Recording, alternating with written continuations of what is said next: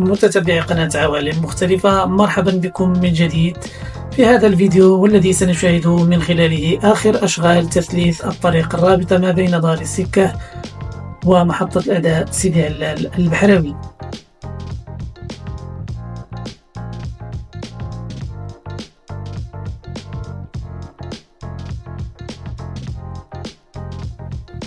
متتبعي قناة عوالم مختلفة، الأشغال التي تشاهدون هي للمدخل الشرقي لمدينة الرباط.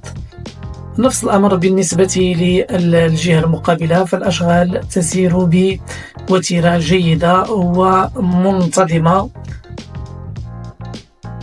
حيث يتم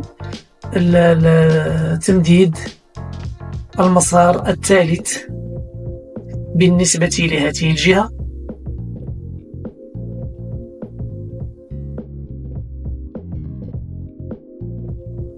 وكما هو معلوم، فالمشروع تم البدء في سنة 2020، ومن المنتظر أو المقرر الانتهاء منه سنة 2024، ويبلغ طول هذه الطريق 18 كيلومتر بتكلفة تبلغ 400 مليون درهم.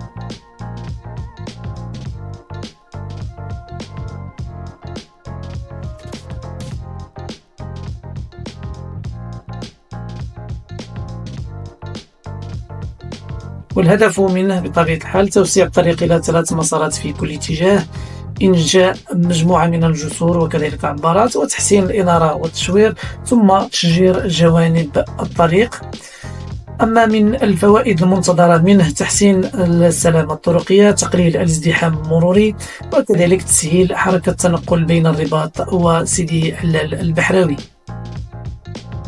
الممول الرئيسي لهذا المشروع وهي وزارة التجهيز والنقل واللوجستيك والماء. وكما هو معلوم كذلك هذا المشروع واجه مجموعة من التأخيرات بسبب جائحة كورونا.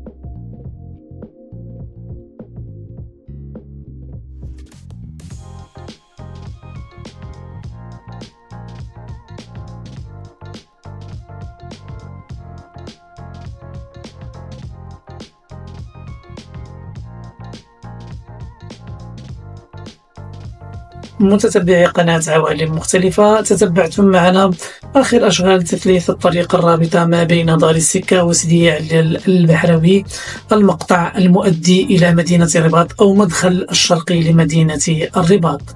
دمتم في رعاية الله، وإلى اللقاء.